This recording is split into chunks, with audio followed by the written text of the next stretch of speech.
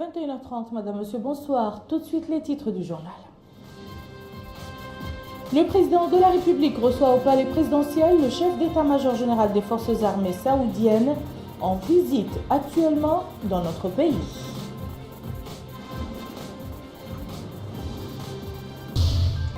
Le Conseil des ministres approuve lors de sa réunion hebdomadaire un certain nombre de projets de décrets, dont celui portant sur le règlement de discipline générale des corps de la garde-côte mauritanienne. Les séances de dialogue national inclusif se poursuivent et les participants confirment avoir trouvé le consensus sur de nombreux points.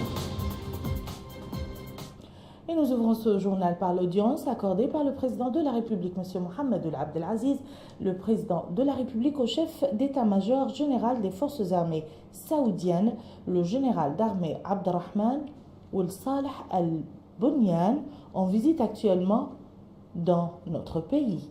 La rencontre s'est déroulée en présence du chef d'état-major général des armées, le général de division Mohamed Ould Cheikh Mohamed Ahmed, et de l'ambassadeur d'Arabie Saoudite en Mauritanie, son Excellence Monsieur Hizar Ben Dawi Al-Moutairi. Le Conseil des ministres s'est réuni aujourd'hui sous la présidence de M. Mohamed Abdelaziz, président de la République. Le Conseil a examiné et adopté des projets de décret. Le communiqué final de ce Conseil avec Yedel Fall. Le Conseil a examiné et adopté le projet de décret suivant.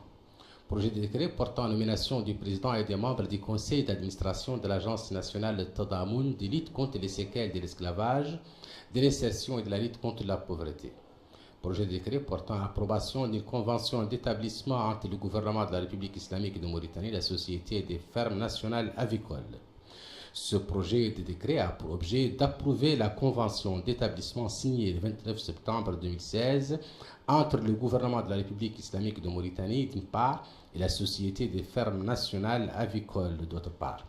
Conformément à cette convention, la dite société procédera à la réalisation à Nouakchott d'un projet d'infrastructure avicole sur une superficie de 50 hectares pour un investissement global de 8 millions de dollars américains, soit un montant de 2 milliards 832 millions d'ouguiyas. Projet de décret portant réglementation des disciplines générales des corps de la garde-côte mauritanienne. Le projet de décret vise à fixer le règlement des disciplines générales des corps de la garde-côte mauritanienne, et ce, conformément aux dispositions de l'article 28 du décret numéro 2014-195 en date du 19 décembre 2014, décret portant statut spécial des personnels de la garde-côte mauritanienne. Le ministre des Affaires étrangères et de la coopération a présenté une communication relative à la situation internationale. Le ministre de l'Intérieur et de la décentralisation a présenté une communication relative à la situation intérieure. Dans leur conférence de presse traditionnelle qui se tient après chaque Conseil des ministres, les ministres de la Culture et de l'Artisanat, porte-parole du gouvernement Mohamed Emin Ould Cheikh et son collègue du pétrole, de l'énergie et des mines Mohamed Abdel Fattah ont commenté les décrets pris au Conseil des ministres. Le ministre du pétrole, de l'énergie et des mines Mohamed Abdel Fattah s'est appesanti sur la 4e édition de la conférence de Mauritanie de 2016 et l'intérêt qu'elle reflète dans la valorisation de notre économie nationale. Les ministres ont répondu par la suite aux questions des journalistes.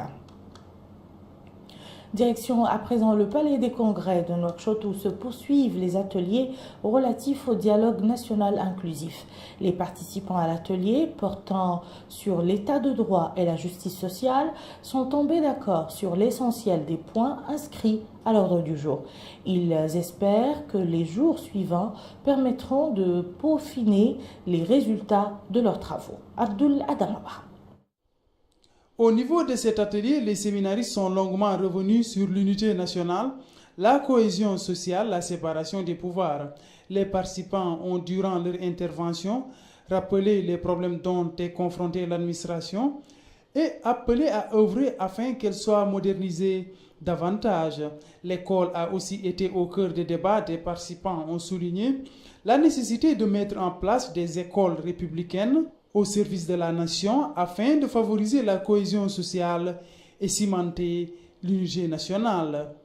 Et les intervenants sont beaucoup focalisés sur l'international. L'international, c'est la pierre angulaire de tout ce qui se fait ici. L'international, c'est ce qui renforce un état de droit. Et comme vous le savez, l'international, c'est cette harmonie qui permet à un État de garder sa stabilité et de maintenir les bases d'une paix sociale durable. L'international ne se décrète pas.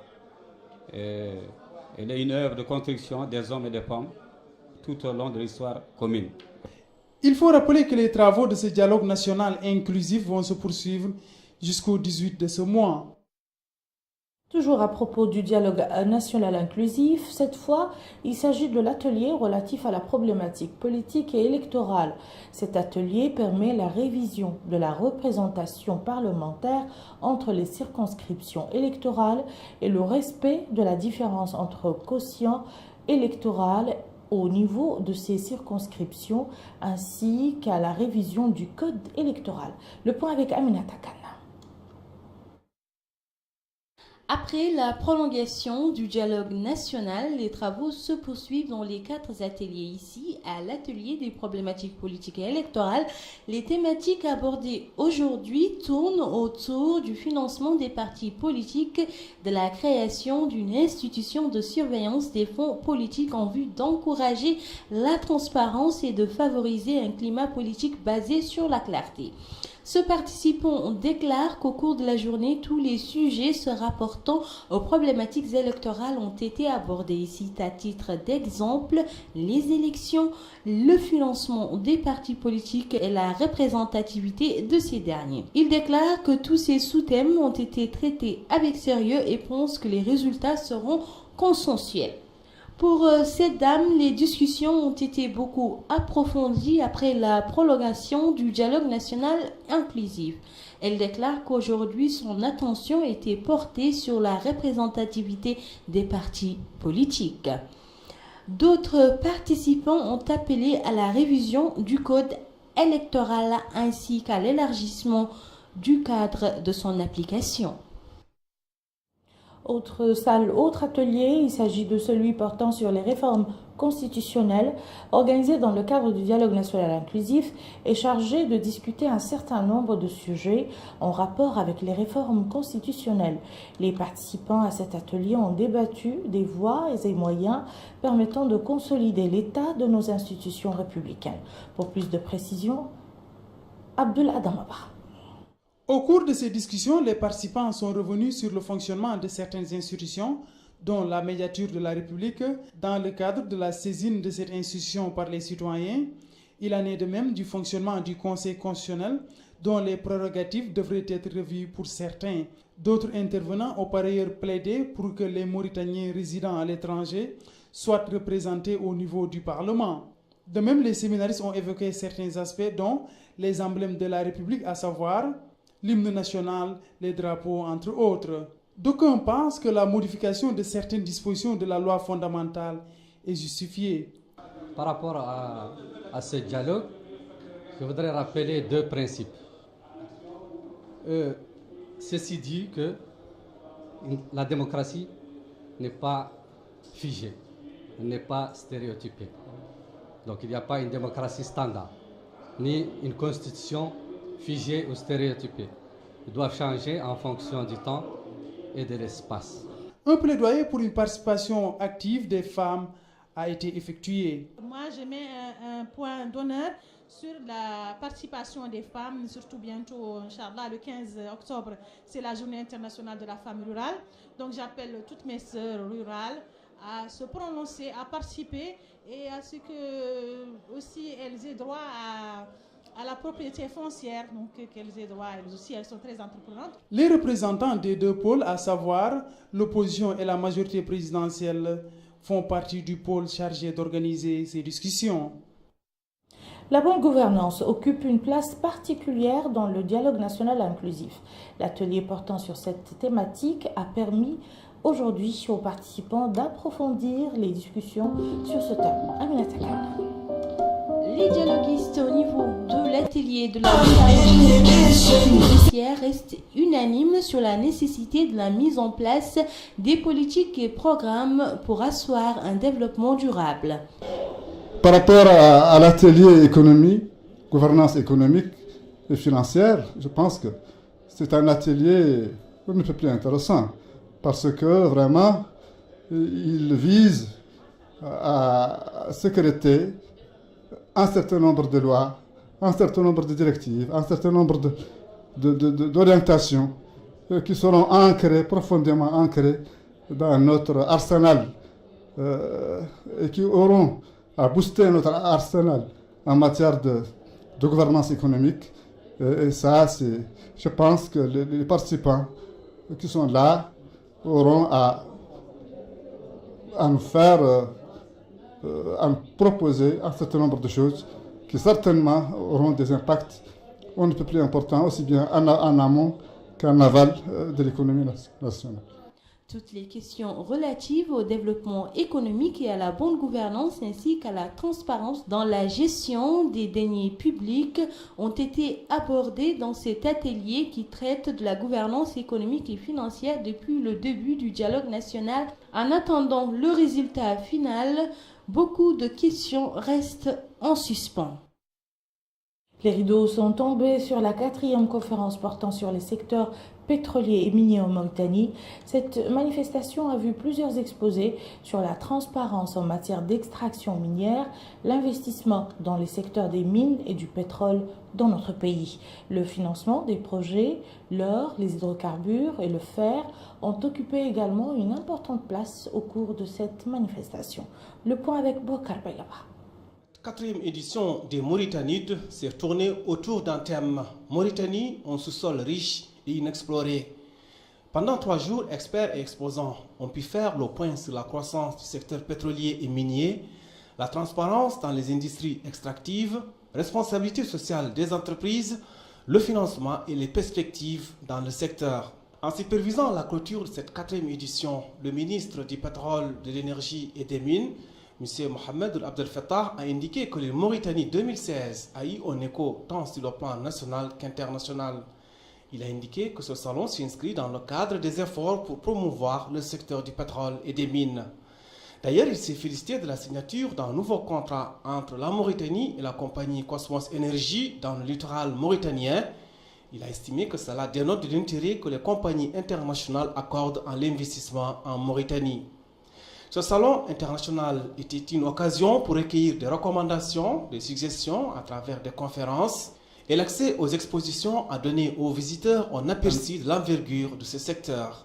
Comme indiqué dans la thématique de la conférence, la Mauritanie recèle d'importantes ressources naturelles, notamment minières et pétrolières, qui restent cependant sous-explorées. Dans ce cadre, la Mauritanie s'attelle à créer un environnement davantage attractif pour l'investissement pour pallier aux insuffisances constatées dans le domaine d'exploration afin de valoriser durablement ces ressources pour le bien-être des populations. En plus des ressources déjà connues et exploitées ou en voie de l'être, le potentiel minier pétrolier et gazier du pays est incontestablement important et prometteur. Pour rappel, Mauritanie 2016 avait réuni toutes les parties prenantes de l'industrie extractive en Mauritanie, les prestataires de services, des experts, des institutions financières internationales ou encore des représentants des pays voisins et partenaires au développement. Le chef d'état-major général des armées, le général de division Mohamed Ould Cheikh Mohamed Ahmed, a tenu aujourd'hui une séance de travail avec le chef d'état-major général des forces armées saoudiennes, le général d'armée Abdrahman Ben Saleh Al-Bunyan. Cette rencontre rentre dans le cadre de la visite qu'effectue ce haut gradé de l'armée saoudienne dans notre pays. Bokar Baylaba. À l'entrée de l'état-major général des armées, le chef d'état-major général des forces armées saoudiennes, le général d'armée Abdrahman Ben Saleh Al-Bunyan, a été accueilli par le chef d'état-major général des armées, le général de division Mohamed Ould Cheikh Mohamed Ahmed, du chef d'état-major général adjoint des armées et le chef des armées terrestres, maritimes et de l'air, ainsi que des chefs de bureau et directeurs à l'état-major général des armées. Et cela sur fond de musique militaire des forces armées nationales.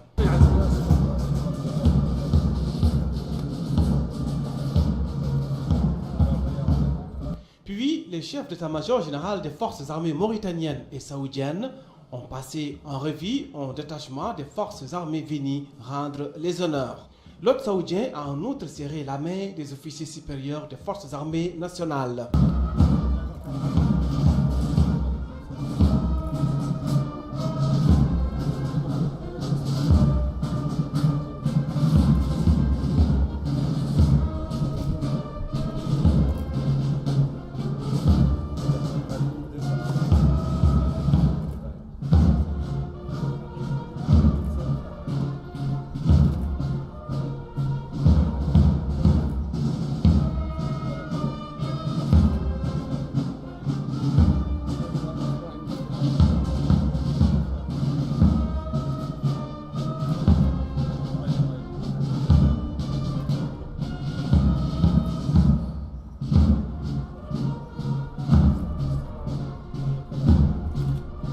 Enfin, le chef d'état-major général des armées, le général de division, Mohamed Ould-Cheikh Mohamed Ahmed, a tenu une séance de travail avec son hôte saoudien, actuellement en visite de 2 jours en Mauritanie. Une visite pour renforcer la coopération militaire entre les deux pays.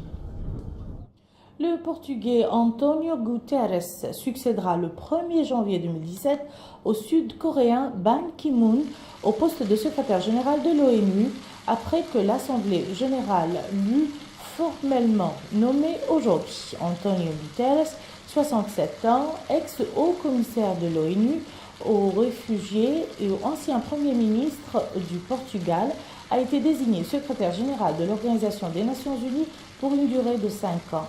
Sa nomination était une formalité après le soutien à l'unanimité qu'il avait reçu du Conseil de sécurité la semaine dernière. Il succède donc à Ban Ki-moon et prendra ses fonctions le 1er janvier 2017.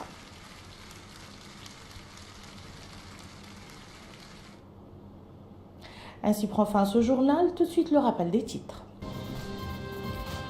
Le président de la République reçoit au palais présidentiel le chef d'état-major général des forces armées saoudiennes en visite actuellement dans notre pays.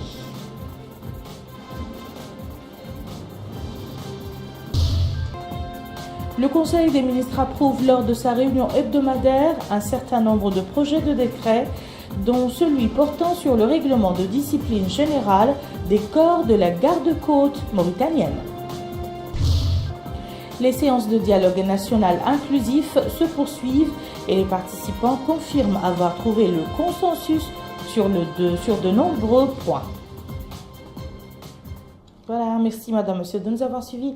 À demain, Inch'Allah.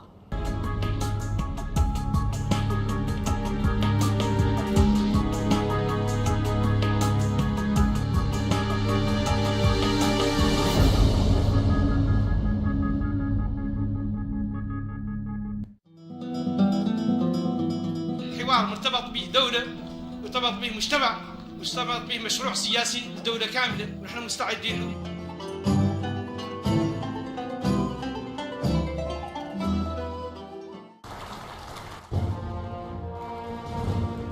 إن المواجهة الناجعة لمجمل التحديات تتطلب ترسيخ الأمن والاستقرار وتحقيق تنمية مستدامة تستثمر الطاقات البشرية لفضائنا العربي وموارده الهائلة وموقعه الجغرافي المتميز لوضع استراتيجية اقتصادية شاملة قائمة على التكامل بين بلداننا.